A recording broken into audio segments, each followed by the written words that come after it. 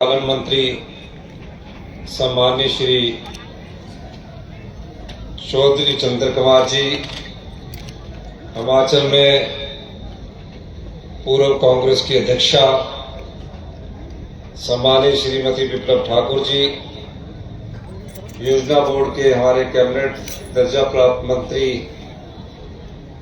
सम्माननीय श्री भवानी पठानिया जी, विधानसभा के उप सचेतक हमारे पूर्व में पालमपुर के विधायक आशीष पटेल जी, हमारे देवेंद्र जग्गी जी जो धर्मशाला से कांग्रेस के उम्मीदवार थे, हमारे गोकुल पटेल जी जो सलाहकार आईटी के हैं, हमारे निशु मोगरा जी जो एपीएमसी के चेयरमैन हैं, हमारे सुरेंद्र ठाकुर जी जो कि पूर्व में हमारे विधायक रहे हैं, हमारे रामचंद्र पठानिया जी कांगड़ा राज्य कृषि एवं ग्रामीण विकास के चेयरमैन हैं, हमारे नीलू शर्मा जी जो महापौर हैं, सभी सम्मानित काउंसलर्स और धर्मशाला की सभी विधानसभा क्षेत्र से आए मेरे साथीगण, युवा साथियों, प्यारे बच्चों, 2 वर्ष पहले जब हमारी सरकार बनी उस समय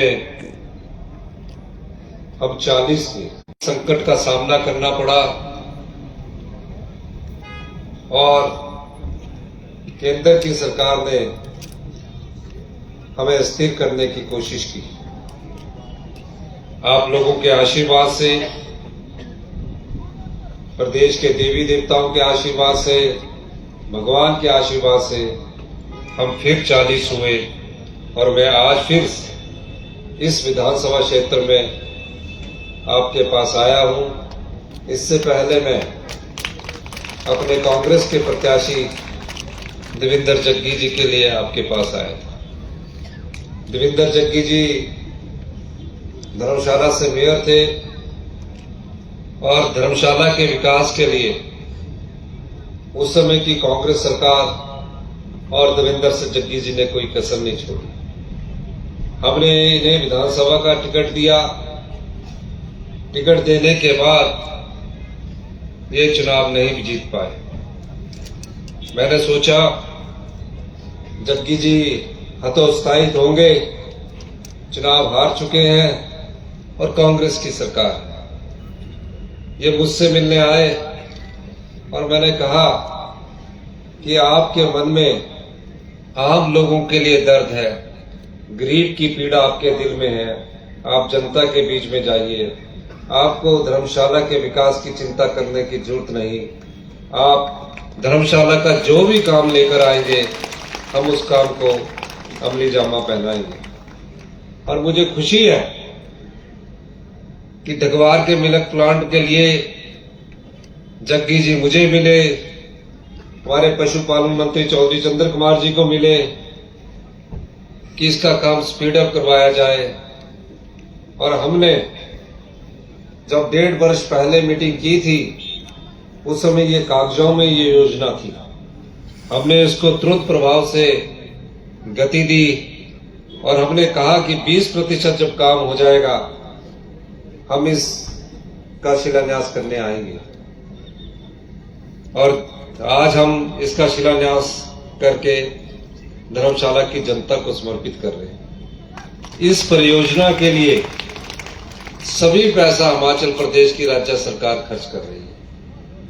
कल्पना कीजिए कि 225 करोड़ रुपए की ये परियोजना कांगड़ा जिला के लिए और धर्मशाला में जो किसान रहता है, कांगड़ा में जो किसान रहता है, जो पशुपालक है, उसकी जिंदगी में बदलाव लाएगी।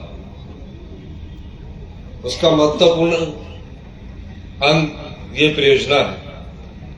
तकरीबन पिछले वर्ष जब मैंने बजट प्रस्तुत किया था, मेरे पास कुछ माताएं आई, कुछ बहनें आई जिनके पास पशुधन था, गाय थी, भैंस थी। कहा कि मिल्क फेडरेशन के द्वारा हमें सिर्फ 30 रुपए लीटर सरकार द्वारा गाय का दूध खरीदने के लिए दिए जाते और भैंस का दूध खरीदने के लिए 45 रुपए लीटर पैसा दिया जाता और उसमें क्वालिटी चेक की जाती है। मुझे 25 रुपए ही मिलते हैं। मैंने उनकी बात को सुना। मैंने उनसे पूछा कि इससे पहले क्या होता था, मुझे तो मुख्यमंत्री बने 2 साल हुए हैं। उन्होंने कहा कि हर बार चुनावों से पहले जो भी सरकारें आती थी वो 2 रुपया बढ़ाकर चली जाती से सुना। और ऐसे ही जनवरी फरवरी का मौका था, बजट की तैयारी हो रही थी। बजट की मैं रात के 12-1 बजे अधिकारियों के साथ हम चर्चा कर रहे थे। 1-2 रात पहले की बात है। अगले दिन बजट प्रस्तुत होना था, प्रिंट होना था। मैंने कहा कि इसमें 15 रुपए की बढ़ोतरी कीजिए। अधिकारियों ने कहा कि 1 लीटर में अगर आप 15 रुपए की बढ़ोतरी करेंगे तो ये पैसा कहां से आएगा। मैंने कहा क्योंकि मैं खुद किसान परिवार से आता हूं, हमारे माता पिता गांव में रहते हैं, आप जैसे परिवार से उठकर मुख्यमंत्री की कुर्सी तक पहुंचे हैं। तो उन्होंने कहा कि मैंने कहा इसकी चिंता मत कीजिए। और पहली बार 75 साल हमारे देश को आजाद हो गए हैं। पहली बार हिमाचल प्रदेश हिंदुस्तान का पहला राज्य बना जहां दूध के मूल्य पर समर्थन मूल्य दिया गया और 15 रुपए की ऐतिहासिक बढ़ोतरी की और 45 रुपए किलो के हिसाब से प्रति लीटर के हिसाब से दूध खरीदा गया। अभी ये योजना आगे बढ़ रही है। हमने कहा कि धीरे धीरे जैसे जैसे दूध के मूल्य में वृद्धि होगी, दूध बेचने वाले और गाय पालने वालों की संख्या में वृद्धि होगी। हिमाचल प्रदेश में जो पहले मिल्क फेडरेशन को दूध बेचते थे, पहले हिमाचल प्रदेश मिल्क फेडरेशन के पास 1,10,000 लीटर दूध मिलता था। 15 रुपए बढ़ने के बाद 2 लाख लीटर प्रतिदिन दूध की उपलब्धता हमारे पास हो गई। अब धीरे धीरे ये बढ़ेगी। तो इसको कैसे प्रोसेसिंग करनी है, उसके लिए वर्ल्ड क्लास टेक्नोलॉजी वाला ढगवार में पहला हिमाचल प्रदेश का मिल्क प्लांट स्थापित किया जा रहा है।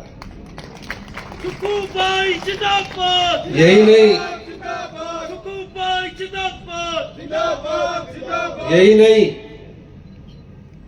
हमारी कल्पना है और हमारा संकल्प है कि हम गांव के लोगों के हाथ में पैसा कैसे दें, आम लोगों के हाथ में पैसा कैसे पहुंचाए।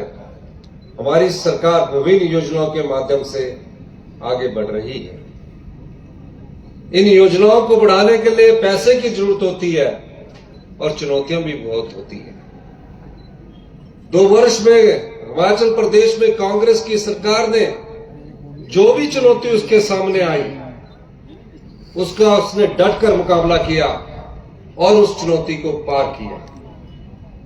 पहली चुनौती, हमारे जो खजाने को लूट लिया गया था, अपने राजनीतिक महत्व के लिए लुटा दिया गया था, इस प्रदेश पर 75,000 करोड़ रुपए का कर चढ़ाकर और 10,000 करोड़ रुपए के सरकारी कर्मचारी और अधिकारियों के देनदारियों के बाद उससे निपटने की जिम्मेवारी हमें मिली।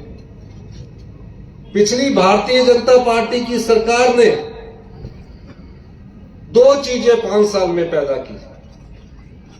पहली, गरीब और गरीब होता गया और धनवान होता गया। ये भारतीय जनता पार्टी की पिछले 5 साल की सरकार की देन। दूसरी, प्रदेश में रोजगार के अवसर पैदा नहीं किए गए। 5 साल में सिर्फ 20,000 लोगों को ही रोजगार मिला और उसमें अधिकांश रोजगार सुप्रीम कोर्ट, हाई कोर्ट में फंसे रहे। हमारी सरकार आने के बाद उन केसों की लड़ाई हिमाचल प्रदेश के सरकार ने बड़े बड़े वकील तय करने के बाद सुप्रीम कोर्ट और हाई कोर्ट में लड़ी। हमने सब केस जीते। तो दो चीजों में, एक धनवान को बहुत अधिक पैसा दिया गया और प्रदेश में बेरोजगारी बढ़ाने का दायित्व अगर किसी प्रदेश की पिछली भाजपा सरकार को जाता है, जिसे वो डबल इंजन की सरकार कहते हैं, वो भारतीय जनता पार्टी की सरकार को जाता है। उनके समय नौकरियां बिकती गई, पुलिस में भ्रष्टाचार हुआ, पुलिस भर्ती हुई, भ्रष्टाचार हुआ, उसमें पुलिस भर्ती के पेपर लीक किए गए, लेकिन कोई कार्रवाई नहीं हुई। सबॉर्डिनेट सिलेक्शन बोर्ड हमीरपुर में स्थापित है। मुझे कहा गया कि आप अपने हमीरपुर जिला का सबॉर्डिनेट सिलेक्शन बोर्ड को भंग करेंगे, लोग आपके खिलाफ हो जाएंगे। मैंने कहा, जिस सबॉर्डिनेट सिलेक्शन बोर्ड में युवाओं के भविष्य के साथ खिलवाड़ होता है, जिस सबॉर्डिनेट सिलेक्शन बोर्ड में पैसों की खातिर पेपर लीक किए जाते हैं, जिस सबॉर्डिनेट सिलेक्शन बोर्ड से गांव के किसान का बेटा ये सोचकर पढ़ाई करता है कि एक दिन मैं सरकारी नौकरी लगूंगा, और उसके सपने चूर हो जाते हैं जब वहां से पेपर लीक होता है। अधिकारियों ने भी कहा कि बहुत बड़ा फैसला होगा। मैंने उस भ्रष्टाचार के चोर दरवाजे को, उस सबॉर्डिनेट सिलेक्शन बोर्ड को भी भंग किया। मैंने कोई क्षेत्रवाद नहीं देखा। मैंने देखा, चाहे वो कोई भी नौकरी देने वाला आयोग है, अगर वहां युवाओं के भविष्य के साथ खिलवाड़ किया जाता है, उसके खिलाफ सख्त से सख्त कार्रवाई की जानी चाहिए।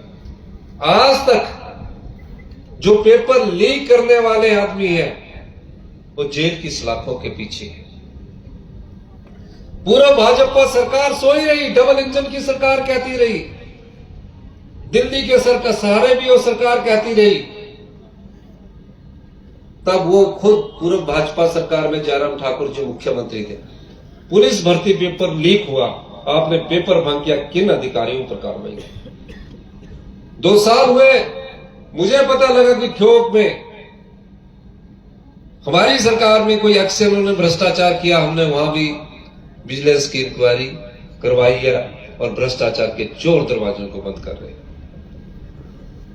हमने अभी वन मित्र का भर्ती का पेपर का रिजल्ट निकाला, एक भी बेटा 2061 पोस्टें आज तक वन विभाग में नहीं निकली थी। वन विभाग में एक भी बेटा या बेटी आकर यह नहीं कह सकती कि हमारे साथ अन्याय हुआ है। जिसने भी अगर मेरिट में छेड़छाड़ की होगी, जो भी अधिकारी सामने आएगा, हम उसके खिलाफ भी सख्त कार्रवाई करेंगे। आम लोगों के विश्वास में कुठाराघात नहीं करेंगे। हमने वादा किया कि हमारी पहली कैबिनेट होगी, हम आपको 1,36,000 सरकारी कर्मचारी है, उन्हें हम ओल्ड पेंशन स्कीम देंगे।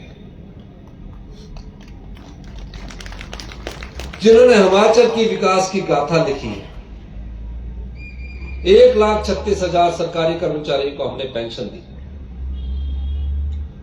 केंद्र की सरकार का रवैया देखिए, उन्होंने हमारा 1,600 करोड़ रुपया जो लोन की लिमिट थी उसको कम कर दिया, और 9,000 करोड़ रुपया जो सरकारी कर्मचारियों का ईपीएफ के रूप में और सरकार का जो अंशदान ईपीएफ के रूप में केंद्र सरकार के पास एनपीएस के रूप में उनके पास पड़ा, उसको देने से भी वो मना कर रहे हैं। हम उस बात से भी पीछे नहीं हटे। अभी भी हमारे पास कई चुनौतियां हैं। कहते हैं कि सरकारी कर्मचारियों को कहिए कि यूपीएस की तरफ जाना चाहिए। मैंने कहा, हम खुद भी कर्मचारी के बेटे हैं। जब तक कांग्रेस की सरकार है, हमारी सरकार प्रयास करेगी कि हिमाचल प्रदेश आत्मनिर्भर बने और आप लोगों को ओल्ड पेंशन स्कीम मिलती रहे। उसके बाद प्रदेश की सबसे बड़ी आपदा का सामना हिमाचल प्रदेश की जनता ने किया। हर जगह त्राही त्राही मची हुई थी। तबाही का ऐसा आलम हमने भी अपने जीवन काल में कहीं नहीं देखा, क्योंकि मैं तो पूरी जगह गया, कुल्लू से लेकर, उन्ना से लेकर, इंदौरा से लेकर, फतेहपुर से लेकर, सब जगह तबाही थी। हमने केंद्र सरकार से कहा कि हमारे गुजरात और उत्तराखंड की तर्ज पर हमें मदद कीजिए। कहा मदद करेंगे, केंद्रीय टीम भी भेजी, और जो डिजास्टर के बाद पीडीएनए मिलना था वो भी अभी तक रोके रखा है। हमने अपने संसाधनों से 4500 करोड़ रुपए का आपदा राहत पैकेज दिया। मैं हर जगह जाता था, जिसका पूरा घर तबाह हो जाता था वो मेरे साथ मिलकर रोकर अपनी व्यथा सुनाता था, कहता था बड़ी मुश्किल से एक घर बनाया, दिन रात की मेहनत कमाई इसमें लग गई, अब मेरा घर कौन बनाएगा। प्रधानमंत्री आवास योजना के तहत तो 1.5 लाख रुपया मिलता था। मेरी अधिकारियों से बैठक होती थी, कहते थे नियम है 1.5 लाख से ज्यादा दे नहीं सकते। मैंने उन आपदा प्रभावित परिवारों के लिए नियम बदल दिए। कहा हिमाचल प्रदेश की 70 लाख जनता में बड़ी मुश्किल से एक परिवार दिन रात की मेहनत की कमाई के बाद एक पक्का घर बनाता है। अगर वो घर आपदा में बह जाए, पानी में बह जाए, और उस परिवार के पास पीने के पानी का भी गिलास ना बचे, बच्चों की स्कूल की किताबें भी ना बचे, उस परिवार पर क्या बीतती होगी वो उसका दर्द वही परिवार जानता है। इसलिए इस नियम को बदलना होगा, और हमने नियम को बदला। प्रत्येक परिवार जिसका घर पूर्णतः नष्ट हो गया था, हमने उसे 7 लाख रुपया दिया। बिजली के पानी का कनेक्शन भी मुफ्त में दिया, खाने की चीजें भी मुफ्त में 6 महीने के लिए उपलब्ध करवाई। टेम्परेरी तौर पर यह भी कहा कि जब तक आपका घर नहीं बन जाता, शहर में रहने वाले परिवार को 10,000 रुपया महीना किराए पर दिया जाएगा, और गांव में रहने वाले परिवार को 5,000 रुपया दिया जाएगा। भारतीय जनता पार्टी के लोग कहते रहे कि विधानसभा सेशन बुलाइए, सारे अधिकारी, कर्मचारी, पुलिस विभाग आपदा से लड़ाई लड़ने के लिए लड़ रहा था, और भारतीय जनता पार्टी वाले कह रहे थे विधानसभा का सेशन बुलाइए। हमने विधानसभा का सेशन बुलाया, उनसे कहा कि हम आपदा की सहायता के लिए केंद्र सरकार से मांग करते हैं, आप उस प्रस्ताव के समर्थन में चर्चा कीजिए।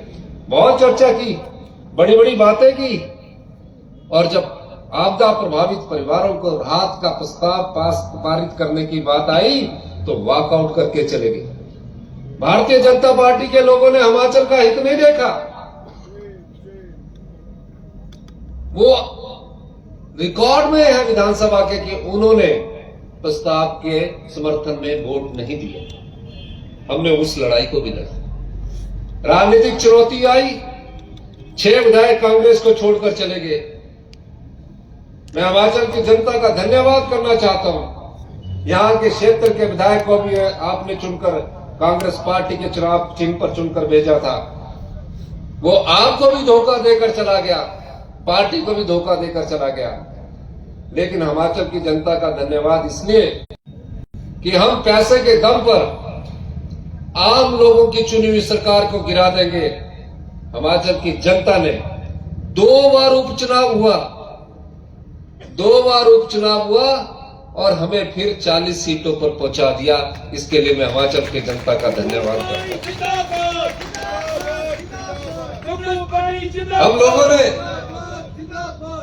हम लोग दिन रात आम परिवार, किसान, महिला और युवा को रोजगार देने के लिए सोचते हैं। कभी किसी ने कल्पना नहीं की थी कि राजस्व अदालतें लगेगी। इंतकाल 4-4, 5-5 साल से नहीं हुआ करते थे। मैंने खुद बैठक की, मैंने deputy commissioner, divisional commissioner, financial commissioner को कहा ये 20-20 साल से जो केस लटके हुए हैं, और जो पटवारी कानगो साहब गरीब किसान को पूरा दिन इंतजार करवाते हैं इंतकाल के लिए, भूखे पेट वो पटवार खानों के चक्कर काटते हैं, तहसील के चक्कर काटते हैं, इसको तुरंत प्रभाव से खत्म किया जाना चाहिए। आप देखिए 2,47,000 इंतकाल तुरंत प्रभाव से 1 साल के अंदर खत्म कर दिए गए। चुनौतियां बहुत थी, लेकिन हमने समाज के सभी वर्गों से जो हमने वादा किया था कि इस समाज की जो संपदा है, इस समाज का जो धन है, ना तो हम लुटने देंगे ना ही हम लुटाएंगे। आज ये 225 करोड़ रुपए का ढगवार आज आप लोगों को मैं बताना चाहता हूं कि राज्य सरकार के पैसे से बन रहा है। हमने 99 कहा है, लेकिन उससे पहले हमने पैसा इसका दे दिया है।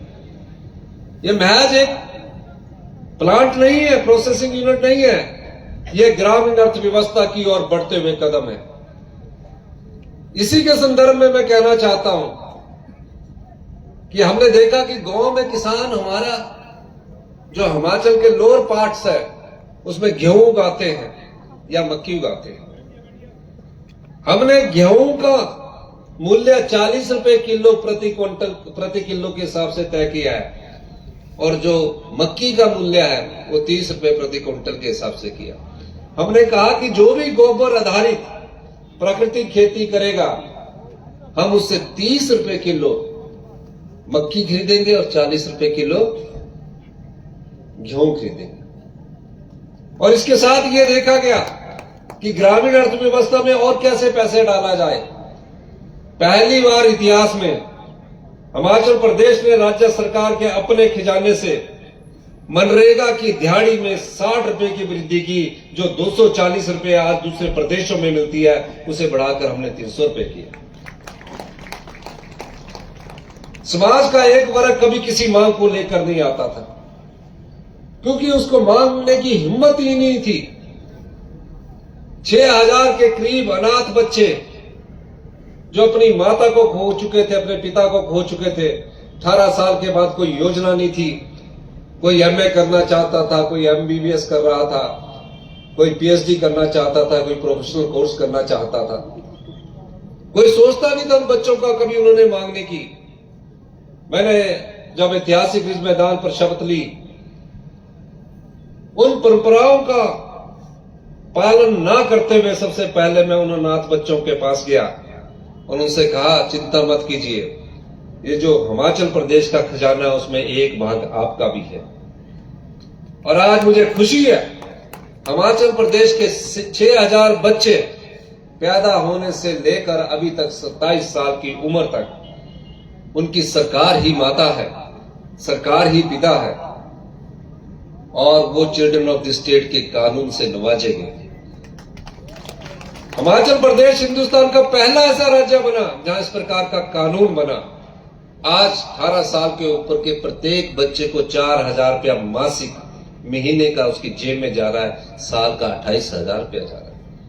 शादी के लिए 2 लाख है, मकान के लिए 3 लाख रुपया मिल रहा है, कोचिंग के लिए 1 लाख रुपया मिल रहा है। और आज बच्चे जिस तरह हम अपने परिवार को साल में एक बार घुमाने के लिए ले जाते हैं, उस तरह आज बच्चे भी गोवा, चंडीगढ़ और दिल्ली के क्षेत्रों में जा रहे हैं। अभी शिमला के बच्चे जाके आए। अभी मुझे फोन पर पता लगा कि बिलासपुर में जो बेचारे बच्चे हैं वो आज बाघा बॉर्डर में जा रहे हैं। उन बच्चों ने कभी कोई मांग नहीं की कि हमें यह दीजिए। कर्मचारी तो मांग करते रहे, हड़ताल करते हैं कि हमें ओपीएस दीजिए, किसान हड़ताल करते हैं, मजदूर हड़ताल करते हैं। उन बच्चों ने कभी मांग नहीं की। लेकिन क्या वो इस प्रदेश की संपदा के हकदार नहीं है?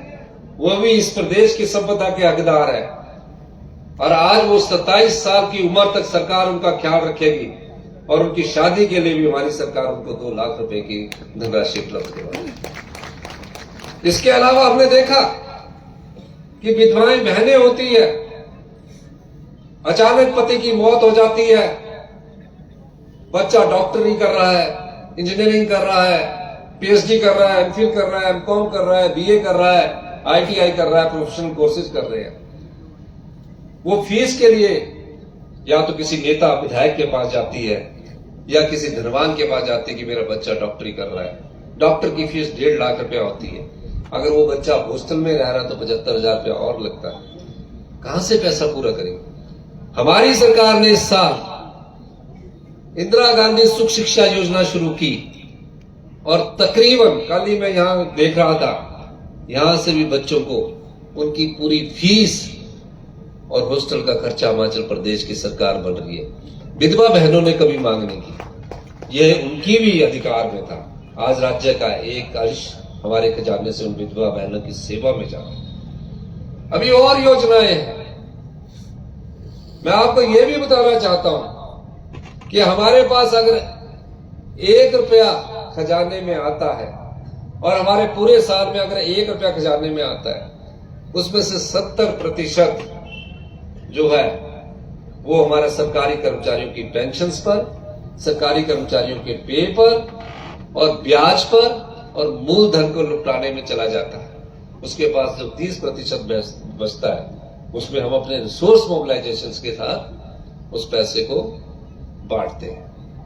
बड़ा दुख होता है कि अपने राजनीतिक लाभ के लिए चुनावों से पहले 900 शिक्षा संस्थान खोल दिए गए और भारतीय जनता पार्टी के नेता ये कहते हैं कि हमने इतने शिक्षा संस्थान खोल दीजिए। मैं 1800 संस्थान खोल सकता हूं। चुनावों से पहले मैं भी 1800 संस्थान खोल सकता हूं। नोटिफिकेशन ही करनी है कागज में, कोई फाइनेंस से अप्रूवल नहीं। आप खुश होकर चले जाएंगे कि मेरा स्कूल तो सीनियर सेकेंडरी स्कूल हो गया, मेरे यहां तो पीएचसी की नोटिफिकेशन होगी। आप दिखाएंगे उसे, उस चीज का फायदा क्या? जो दूसरे स्कूल को जब आपने अपग्रेड किया तो जो पहले स्कूल से टीचर था उसको उठाकर उस स्कूल में भेज दिया। उस स्कूल की भी पढ़ाई का बेड़ा गर्क हुआ और दूसरे स्कूल की पढ़ाई का भी बेड़ा गर्क। कोई नियुक्तियां नहीं की। हमने कहा हम संस्थान खोलेंगे, और ये नहीं कि राजनीतिक लाभ के इसलिए संस्थान खोलेंगे। हम संस्थान खोल रहे हैं, लेकिन पहले नियुक्तियां की। हमारी 4वीं या 5वीं कैबिनेट में हमने 6000 शिक्षकों की भर्ती करने का निर्णय लिया।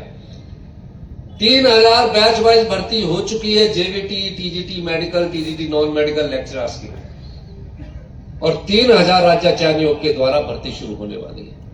हम क्या चाहते हैं कि पहले शिक्षकों की नियुक्ति की जाए, उसके बाद संस्थान खोले जाए। पर संस्थान खोलने की समस्या क्यों आ रही है? कोई समस्या हमें आती नहीं है, लेकिन हम देखते कि हर साल सरकारी स्कूलों में बच्चे पढ़ना ही नहीं चाहते। साथ लगता हुआ प्राइवेट स्कूल है, उसमें बच्चे पढ़ना चाह रहे हैं, जबकि सरकारी स्कूलों में जो हमारे पास टीचर्स है वो क्वालिफाइड है। मैं दूसरे प्राइवेट संस्थानों का विरोध नहीं कर रहा, इसकी कमी को पहचाना गया और हमने उसमें क्या सुधार किए और आगे भी सुधार कर रहे हैं। हमने कहा कि पहली कक्षा से गवर्नमेंट स्कूल में भी इंग्लिश मीडियम शुरू किया जाएगा। उस स्कूल का प्रिंसिपल यह तय करेगा कि मेरे स्कूल के बच्चों की वर्दी कौन सी होगी, और पहली कक्षा से हमने इंग्लिश मीडियम पिछले एकेडमिक सेशन से शुरू कर दिया। मैंने पूरे डिपार्टमेंट की मीटिंग ली। मीटिंग के बाद मैंने और भी इनके बारे में रिसर्च की और पाया कि हम 21वें स्थान पर पहुंच गए गुणात्मक शिक्षा में। 21वें स्थान पर, जो दूसरे या तीसरे स्थान पर होते थे। और 5वीं का बच्चा दूसरी की क्लास किताब ही नहीं पढ़ सकता। अब उसमें हम महत्वपूर्ण सुधार कर रहे हैं। हम संस्थान खोल दे, हम उन सरकारी स्कूलों को भी में पढ़ने वाले बच्चों को भी धोखा दे रहे हैं, जहां पूरे टीचर उपलब्ध नहीं कर पा रहे। धोखा दे रहे हैं जिनके बच्चे उस सरकारी स्कूलों में पढ़ रहे हैं। हम ऐसा नहीं चाहते। हम चाहते हैं कि आपको अच्छे शिक्षा संस्थान मिले। हमने योजनाबद्ध तरीके से काम करना शुरू किया और कहा कि पहले एक विधानसभा क्षेत्र में Rajiv Gandhi day boarding school मिलेंगे। दिन का खाना उनको स्कूल की तरफ से उपलब्ध करवाया जाएगा और रात को वो अपने माँ बाप के पास जाकर वो अपनी जो रात को उनके साथ रहेंगे। वहां ग्राउंड होगा, वहां पढ़ने की लाइब्रेरी होगी, सब चीजें हम उनको उपलब्ध करवाने जा रहे हैं। अब इसमें समय लगेगा आने को, क्योंकि जब बदलाव होता है तो समय लेता है। पर आज जहां जहां जगह होगी वहां ये काम शुरू हो चुका है और अगले वर्ष हमारे 4 से 10 school Rajiv Gandhi day boarding school के काम करना शुरू कर देंगे। प्री नर्सरी से लेकर 8वीं तक का पहला फेज हमने कार्य करना शुरू कर दिया। हेल्थ सेक्टर में क्या हाल है? हेल्थ सेक्टर के हाल तो देखिए। हेल्थ मिनिस्टर हमारे देश के इस प्रदेश से है। आपके जितने भी सिविल हॉस्पिटल है, जितने भी जोनल हॉस्पिटल है, जितने मेडिकल कॉलेज है, हमारी सरकार को तो 2 साल हुए हैं। वहां मेडिकल टेक्नोलॉजी 30 से 35 साल है। सिटी स्कैन के लिए आपको 3 महीने का टाइम दिया जाता है, फिर मशीन खराब हो जाती है। नई मशीन खरीदने में इतना खर्चा नहीं आ रहा। मैंने पता किया तो पुरानी मशीनों की एनुअल मेंटेनेंस करने में ही इतना पैसा खर्च कर दिया जितना नई मशीन खर्च करने में पैसा नहीं आया। हेल्थ सेक्टर को जब मैंने स्टडी किया तो पाया कि डायरेक्टरेट ऑफ हेल्थ सर्विसेज के पैरामेडिकल के स्टाफ मेडिकल कॉलेज में भी जा सकते हैं। जब थोड़ा उनको डांटे वो ट्रांसफर करवा के राजनीतिक लाभ के लिए पीएससी में भी जा सकते हैं। और हमने फैसला किया, हमें फैसला करना था। हम राजनीतिक लाभ के लिए फैसले नहीं करते। हमने कई बार कहा है कि हम सत्ता में सत्ता सुख के लिए नहीं आए हैं, व्यवस्था परिवर्तन करने के लिए आए हैं। मुझे यूनियंस मिली, अगर आप ऐसा करोगे तो हम ऐसा कर देंगे। मैंने कहा आप प्रदेश के हित की बात सोचिए। और हमने डायरेक्टर हेल्थ सर्विसेज का पैरामेडिकल के स्टाफ को ऑप्शन दी और मुझे खुशी है कि अगले कुछ महीने से उसको लागू कर दिया जाएगा। मेडिकल कॉलेज का स्टाफ डीयूएमई के अंतर्गत होगा और जो पीएससी जोनल हॉस्पिटल का स्टाफ होगा डीएचएस के तहत होगा। और फिर उसके बाद हम मेडिकल कॉलेज में भर्तियां भी शुरू करेंगे। टेक्नोलॉजी, आपके हॉस्पिटल रेफरल हॉस्पिटल बन गए हैं। धर्मशाला जाओगे, डॉक्टर बोलेगा पेन किलर दवाई देंगे आपको, ठीक हो गया तो भगवान भरोसे, नहीं तो टांडा चले जाएंगे। टांडा के बाद आप पीजीआई चले जाएंगे, कुछ लुधियाना चले जाएंगे, कुछ होशियारपुर चले जाएंगे और आपकी बीमारी बढ़ते बढ़ते विकराल रूप धारण कर लेगी। और जब पता लगेगा तो लाइलाज हो जाएगी। तब आप हजारों रुपया खर्च करने की कोशिश करेंगे, लेकिन कई बार बीमारी इतनी ज्यादा विकराल हो जाती है उसका इलाज नहीं हो पाता। हमारी सरकार ने फैसला किया और हमने पिछले 1 महीने से मैं मेडिकल टेक्नोलॉजी पर काफी पैसा खर्च कर रहा हूं। और हमने जो एम्स में लगी हुई सिटी स्कैन की मशीन 3 टेस्ला है, उसको हमने टांडा में, देर चौक में, हमीरपुर में और आईजीएमसी में ऑर्डर कर दिया। जनसंख्या के अनुपात के हिसाब से हिमाचल प्रदेश नॉर्थ ईस्ट के बाद कैंसर के रूप में उभरता हुआ दूसरा प्रदेश बनता जा रहा है। आपके कई जगह लीनियर एक्सीलरेटर है लेकिन पेट स्कैन नहीं है। आपको पता कैसे लगेगा कि आपको कुछ कैंसर की बीमारी होने जा रही है? हमने अभी आदेश दिया कि टांडा में भी और आईजीएमसी शिमला में पेट स्कैन तुरंत प्रभाव से लगा दी जाए। शिमला में 3 महीने के अंदर और टांडा में जैसे ही बाहर से आएगी उसको उपलब्ध करवा दिया जाएगा। कल कैबिनेट होने वाली है।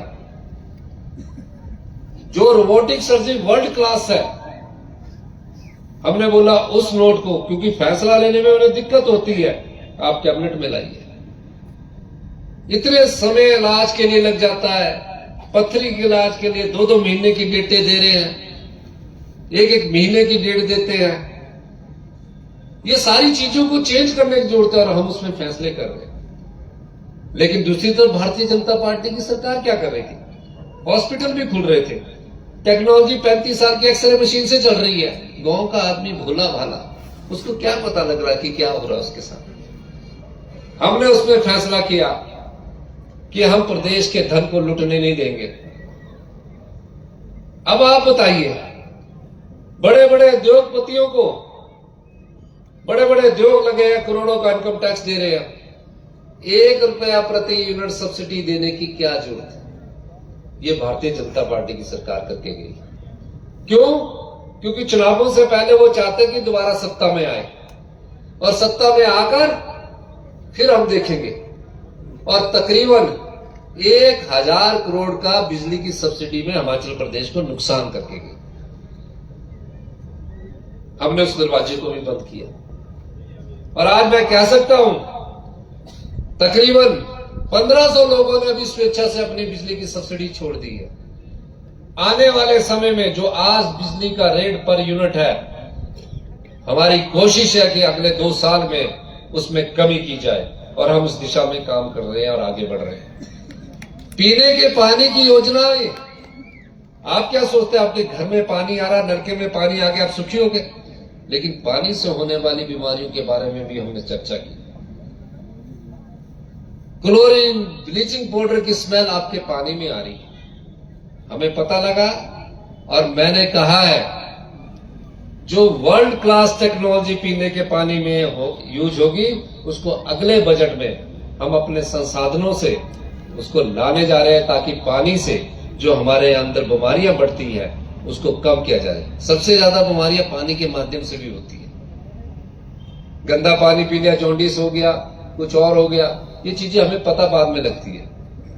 तो हम कहते हैं कि क्या जिसके घर में नलका लगा है और सरकार का स्वच्छ पानी मिल रहा है तो क्या उसे 100 रुपया नहीं देने चाहिए? आप बताइए। हमने कहा कि सब लोगों को 100 रुपया देना चाहिए, लेकिन बड़े बड़े उद्योगपतियों को प्रति लीटर के हिसाब से हम पैसा लेंगे। आप बताइए, आप भी 100 रुपया देना चाहते हैं अच्छे पानी के लिए? हाथ खड़ा करके दिखाइए। हाथ वो खड़ा करना जो 100 रुपया देना चाहता है। ऊपर भगवान है।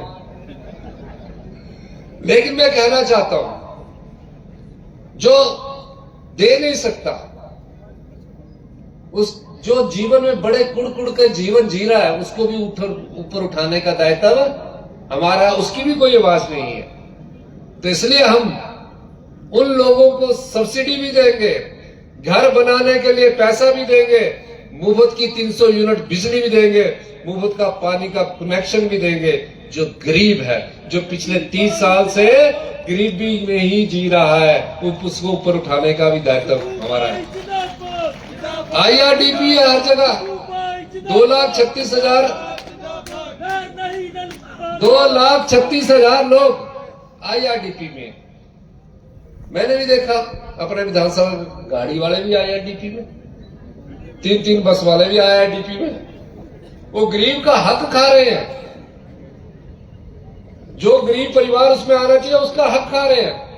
कई मेरे पास आ रहे हैं कि IRDP के कारण नौकरी में लग जाएगी। मैंने बोला अब तो इकोनॉमिकली EWC लागू हो गया, उसमें कोई जरूरत नहीं है।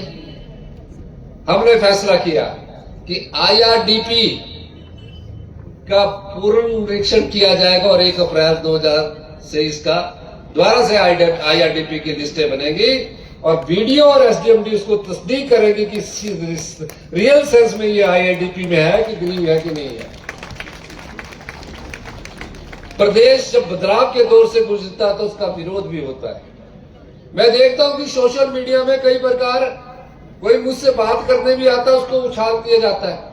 इसमें भारतीय जनता पार्टी वाले नंबर 1 है, इसमें नंबर 1 रहे, लेकिन प्रदेश के बेरोजगारी में वो सबसे ज्यादा अगर बेरोजगार पैदा किए गए तो भारतीय जनता पार्टी के नेताओं द्वारा पैदा किए। हम रोजगार भी देंगे, अगर हम कह रहे हैं तो रोजगार भी देंगे, और रोजगार ग्रामीण क्षेत्र में भी देंगे, प्राइवेट क्षेत्र में भी देंगे और सरकारी क्षेत्र में भी देंगे। लेकिन ये जो बीजेपी की झूठ की दुकान है, मैं एक जगह गांव में गया, किसी के परिवार में ठहरा, मैं तो मेरे डॉक्टर की सलाह है कि मैं तो नॉन वेज मुर्गा खा रहे, जंगली मुर्गा। धर्मशाला के पत्रकार कुपवी की न्यूज लगा रहे। अब वहां कल्चर है बर्फ में वो नॉन वेज खाते हैं, हम तो खाते नहीं। मैंने कहा भी आप खाते हो तो आप खा लो। मेरे को भी बेचारों ने पूछा, गांव के जैसे पड़ोसी से पूछना, इन्होंने न्यूज चला दी। नेशनल न्यूज में चलते हम, हिमाचल नेशनल न्यूज में आता झूठ के कारण। झूठ बार बार सच से टकराता है, झूठ किसी ना किसी रूप से सच से टकराने की कोशिश करता है, झूठ किसी ना किसी तरह से सच से जीतने की कोशिश करता है, लेकिन अंत में जीत सच की होती है। इसलिए हम इन चीजों से घबराने वाले नहीं हैं। मैं आज यही कहना चाहता हूं कि आप इंतजार कीजिए, निश्चित रूप से आप इंतजार कीजिए।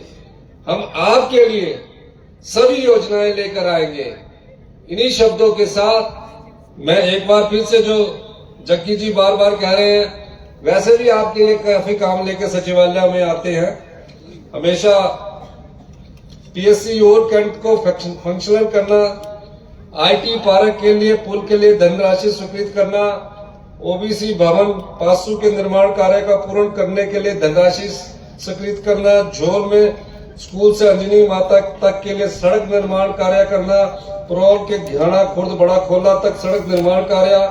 ये कहते आप भी पढ़ दो, मेरे को लगता है इनके कोई आदमी हमारे रिकॉर्ड कर रहा होगा। कुफरी चमुंडा संबंधी सड़क का निर्माण करना, अलखानी से जूल कंडा करियाना सड़क निर्माण कार्य करना, कनेड़ से झकरेड़ी तक सड़क निर्माण करना, इन सब को मैं स्वीकृत करता हूं। जो और भी 2-3 बची है, लुट्टा बनगोटू खबरोटू टिल्लू के लिए। इसके अलावा कल जग्गी जी कह रहे थे कि मैं पिछले दिनों बाहर गया और इन्होंने कहा मैं नोएडा गया, वहां इतना बड़ा कन्वेंशन सेंटर था। मैंने कहा ये मुझे तपोवन लेकर गए, कहा यह सरकारी जगह है। और इन्होंने कहा कि मैंने वहां स्टडी किया, उस इंटरनेशनल कन्वेंशन सेंटर से कम 2000 लोगों को नौकरियां मिली है। टूरिज्म के रूम में हमेशा भरा रहता है उसके होटल। इस तरह का एक इंटरनेशनल कन्वेंशन सेंटर आप तपोवन के नजदीक बनाइए। और मैंने कल ही फैसला किया कि जो भी तपोवन के पास हम इंटरनेशनल कन्वेंशन सेंटर बनाने जा रहे हैं वो हिंदुस्तान का सबसे बड़ा इंटरनेशनल कन्वेंशन सेंटर बनेगा। बड़ी बड़ी कंपनियों के वहां फंक्शन हुआ करेंगे और उसके लिए मैं 150 करोड़ रुपए की स्वीकृति प्रदान करता हूं। ये निश्चित तौर पर रहिए, आने वाले समय में हमने कहा है 2027 तक हिमाचल आत्मनिर्भर बनेगा। 2032 तक हिमाचल प्रदेश की जनता जब कहीं भी पूरे देश में घूमेगी गर्व से कहेंगे कि मैं ये चीज भी खरीद सकता हूं। हम 2032 तक हिमाचल प्रदेश को समृद्धशाली और अमीर राज्य बनाएंगे। यही कहने के साथ मैं आप सबका धन्यवाद करता हूं।